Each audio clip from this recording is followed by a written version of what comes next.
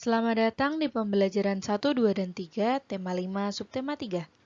Sebelum memulai pembelajaran kita hari ini, jangan lupa berdoa ya. Setelah itu, kita mulai belajarnya. Materi pembelajaran kita hari ini antara lain pahlawan nasional pada masa penjajahan, sejarah dan nilai kepahlawanan Kapiten Patimura, mengamati bayangan pada percobaan cermin cekung, cembung, dan datar, sikap kepahlawanan penjaga palang pintu kereta api, percobaan membuat periskop sederhana.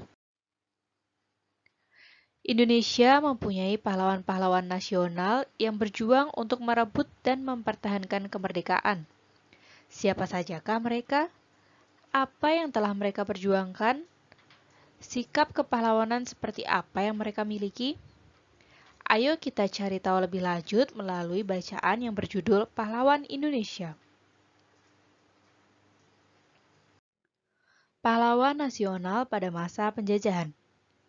1. Cut Nyak adalah seorang wanita pahlawan nasional Indonesia dari Aceh yang berjuang melawan penjajahan Belanda pada masa Perang Aceh. 2. Pangeran Antasari adalah seorang pahlawan nasional Indonesia yang juga merupakan Sultan Banjar. Ia berperan dalam Perang Banjar. 3. Patimura. Patimura memimpin rakyat Maluku melawan kekejaman Belanda. 4. Sisingamangaraja XII yang merupakan raja di negeri Toba, Sumatera Utara. 5. Dewi Sartika adalah pahlawan pendidikan, pahlawan nasional, sekaligus tokoh panutan di kalangan masyarakat Sunda. 6. Silas Papare adalah seorang pejuang penyatuan Irian Jaya atau Papua ke dalam wilayah Indonesia. Sejarah dan nilai kepahlawanan Kapiten Patimura.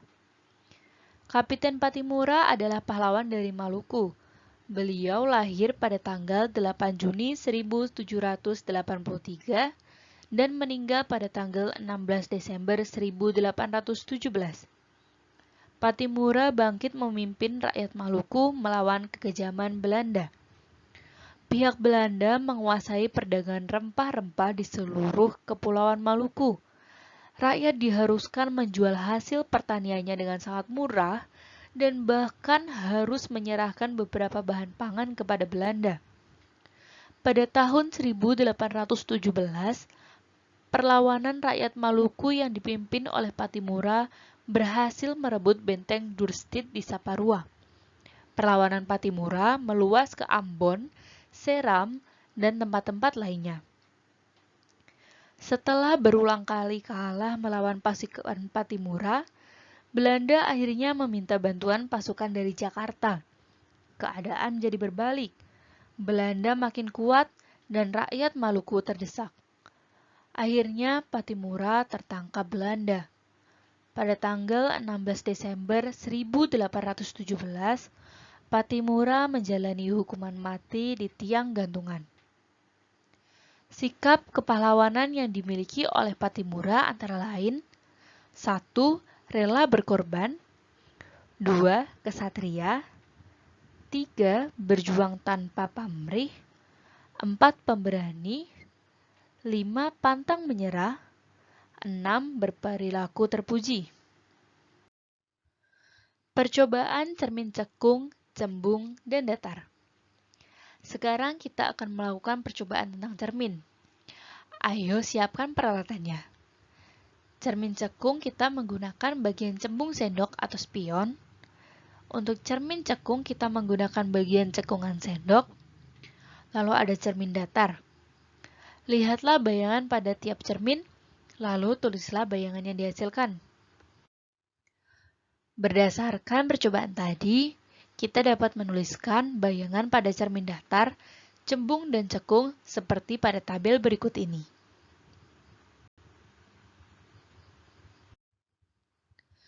Nilai kepahlawanan pada kehidupan sehari-hari. Kamu telah belajar tentang sikap-sikap kepahlawanan.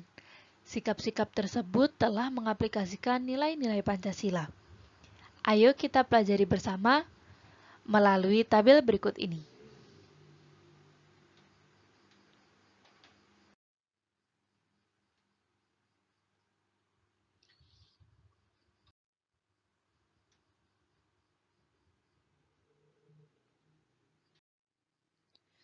Sekarang, ayo kita kerjakan tugas halaman 102.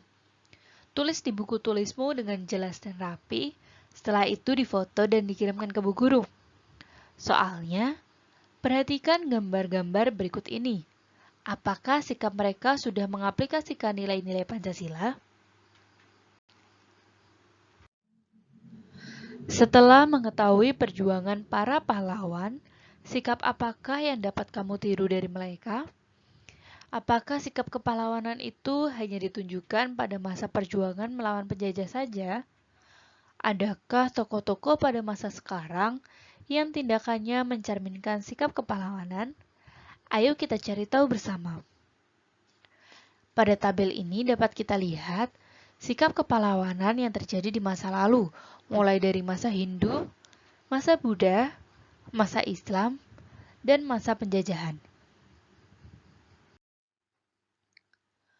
Menjadi penjaga pintu perlintasan kereta api yang bertanggung jawab adalah salah satu cerminan sikap kepahlawanan. Ayo kita baca cerita mengenai pahlawan tanpa tanda jasa.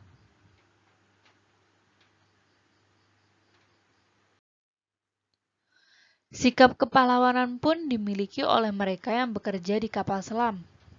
Mereka menjaga perairan Indonesia tetap terjaga dari gangguan orang-orang yang tidak bertanggung jawab. Biasanya kapal selam menggunakan sebuah jendela yang membantunya melihat keadaan sekeliling. Jendela ini berfungsi seperti mata pengintip. Jendela pada kapal selam ini disebut periskop. Periskop bisa kita buat secara sederhana dengan menggunakan bahan-bahan yang ada. Dan kamu juga bisa berkreasi untuk menghias periskop yang kamu buat. Percobaan membuat periskop sederhana. Alat dan bahan yang harus kita siapkan adalah kardus bekas, cermin datar 2 buah dengan ukuran yang sama, lem atau selotip, busur derajat, gunting, kertas biasa, kertas koran, atau kertas pembungkus kado.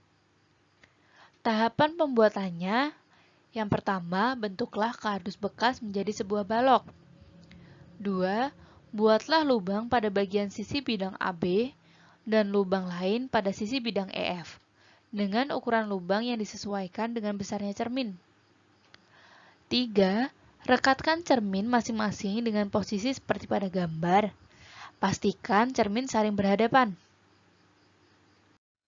Berdasarkan hasil pengamatan pada periskop sederhana yang telah dibuat, cahaya memantul dari objek cermin pada bagian atas periskop. Karena sudut cermin ini, maka cahaya dipantulkan kembali pada cermin bagian bawah periskop. Maka, di cermin bagian bawah akan terlihat bayangan objek yang ada di balik penghalang. Sekian pembelajaran kita hari ini. Terima kasih.